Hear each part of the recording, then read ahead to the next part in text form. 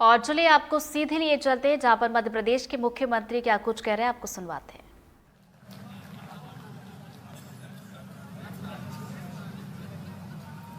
Bharatiya Janata party, अभी नारा के लिए थोड़ी बोला था मैंने।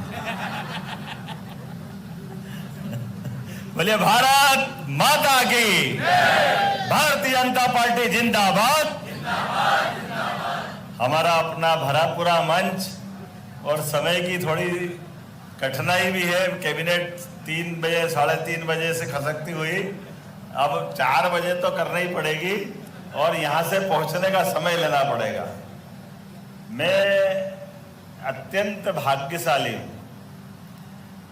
हमारी इस पृथ्वी पे पूरे जीवन की दिन रात का अथक परिश्रम करते हुए सारी चलायमान सृष्टि के लिए सूर्य और चंद्रमा जिस प्रकार से होते हैं, जिनके कारण से हमारा जीवंत संगठन सहित पूरी प्रकृति आनंद में डूबती है, हमारे लिए हमारी अपनी पार्टी के आश्रय के नाते से बड़ी भूमिका हमारी इस व्यवस्था में हमारे संगठन की अध्यक्षीय प्रणाली में होती है। जोरदार ताली बजाओ यशस्वी हमारे अध्यक्ष श्रीमान शुभंकर अध्यक्ष विष्णुदत्त शर्मा जी के लिए।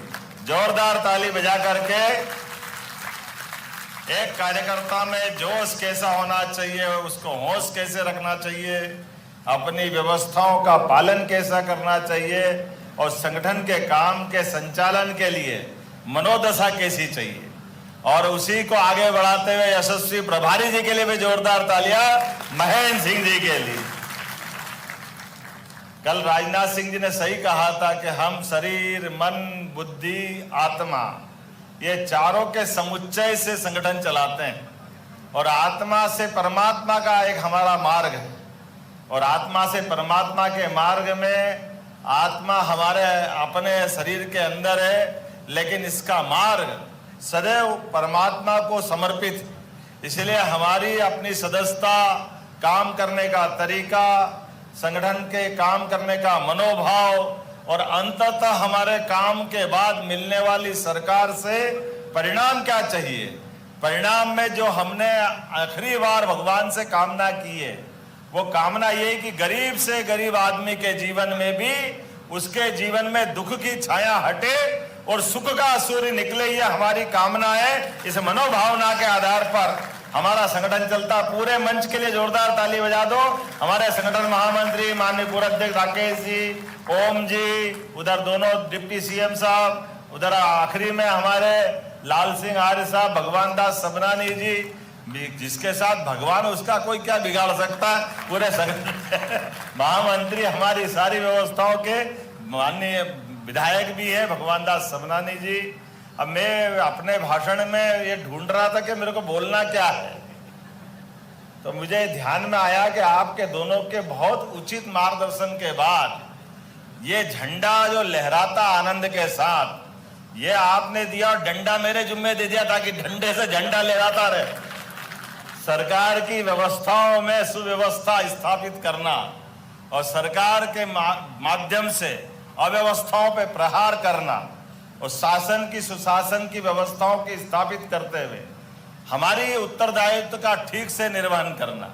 मुझे इस बात की प्रसन्नता कि जब से सरकार बनी है हमने प्रयास किया कि कानून का शासन होना चाहिए और कानून सबके लिए बराबर होना चाहिए, और कानून के शासन के आधार पर हम सब जानते सुप्रीम कोर्ट ने निर्णय किया था कि अनावश्यक कोलाहल नहीं होना चाहिए, तो 62,000 माइक उतारने का काम हमारी सरकार ने किया है कि सरकार की व्यवस्थाओं के माध्यम से जो सुप्रीम कोर्ट निर्णय करे उसका पालन हम सबको करना है। हमारी इस कानून की व्यवस्था के आधार पर चलने के लिए आपको ध्यान होगा, पहला निर्णय हमारा अगर था तो पहला निर्णय था कि हमारी नई शिक्षा नीति के बलबूते पर पीएम एक्सीलेंस कॉलेज बनना चाहिए।